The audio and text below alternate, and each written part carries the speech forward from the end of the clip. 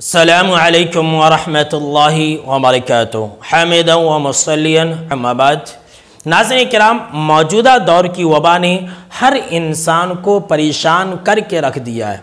क्या अमीर, क्या गरीब, क्या मालदार, क्या नादार, हर इंसान इस वबा से परेशान है और दिन ब दिन ये परेशानी बढ़ती ही जा रही है और ऐसा लग रहा है कि ये परेशानी कभी ख़त्म ही नहीं होगी। नाज़रीन किराम, ऐसे मुसीबत भरे दिनों के अंदर, ऐसे परेशानी भरे अय्याम के अंदर हम और आप अल्लाह रब्बुल आलमीन से उसकी रहमत का सवाल करें, अल्लाह रब्बुल आलमीन से उसकी रहमत की भीख मांगे। अल्लाह रब्बुल आलमीन जिसके ऊपर रहम कर दिया वो इंसान हर आफत और मुसीबत से बच गया।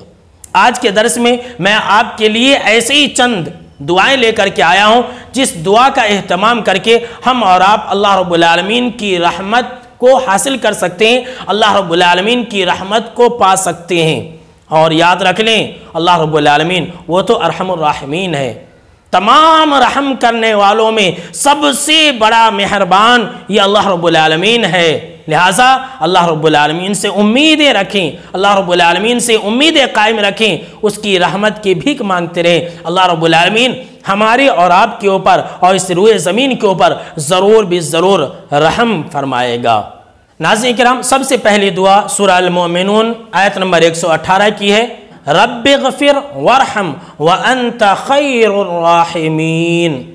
इस दुआ का मतलब क्या है कि ऐ मेरे रब, तू मुझे माफ़ फरमा, ऐ अल्लाह तो मेरे ऊपर रहम फरमा, व अंत खैरुर राहिमीन, और ऐ अल्लाह तू ही सबसे बेहतर रहम करने वाला है। बहुत बेहतरीन दुआ है। नाज़रीन किराम, दूसरी दुआ जो सूरह अल-कहफ़ के अंदर है, जो जुमा के दिन पढ़ी जाती है, आयत नंबर 10 है। इस आयत के अंदर भी अल्लाह रब्बुल आलमीन ने रहमत की दुआ सिखलाई है और वो दुआ स्क्रीन के ऊपर आपको नज़र आ रही है, रब्बना आतिना मिन लदुनका रहमतन व हय्यि लना मिन अमरिना रशदा।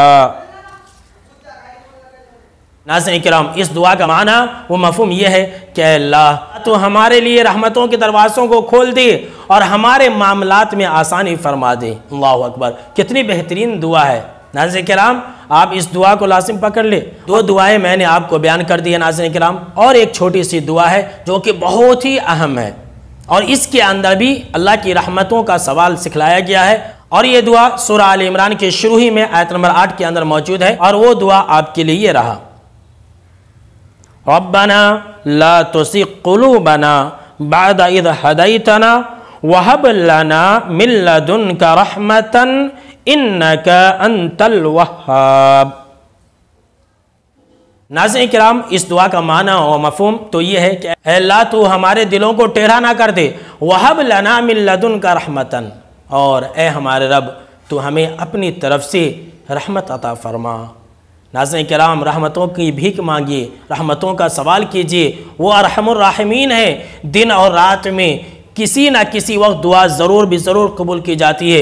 हबीब कायनात जनाब मोहम्मद अरबी सल्लल्लाहु अलैहि वसल्लम ने फरमाया कि दिन और रात में एक वक्त ऐसा भी होता है जिस वक्त में दुआएं कबूल की जाती है। लिहाजा कसरत से आप अल्लाह की रहमतों की भीख मांगिए। वहब लना मिन लदुनका रहमतन इन्नका अंतल वह्हाब, ऐ अल्लाह तो हमें रहमत अता फरमा, बेशक के तू ही अता करने वाला है। तो नाज़रीन किराम, ये मैंने जो 3 रहमत की दुआएं सिखलाई है ये कुरान मजीद से मज़कूर है। आप कुरान मजीद से भी याद कर सकते हैं और हमेशा पढ़ा करें।